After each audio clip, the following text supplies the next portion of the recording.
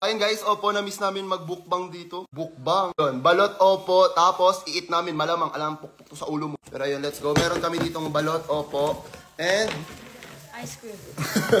ang panagalit yung Chloe. Kung hindi nakakaalam guys, sobrang favorite po namin ni Maring Chloe ng balot. O, Pinoy. Ay, oo. Ayun siya guys, oh. Ayun siya. Gusto namin ni Chloe may sisiw eh. Ay, wala siyang sisiw.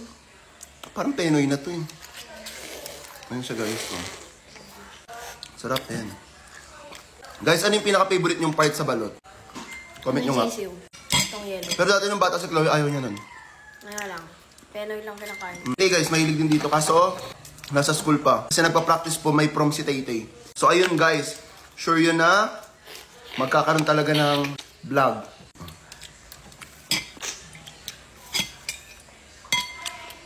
Yung parang ano niya, tawag doon? Mata? Ayun yun, di ba?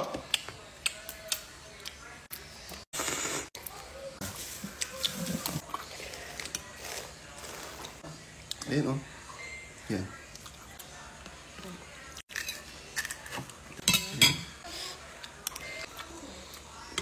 Balot. Ayun yung balot, guys.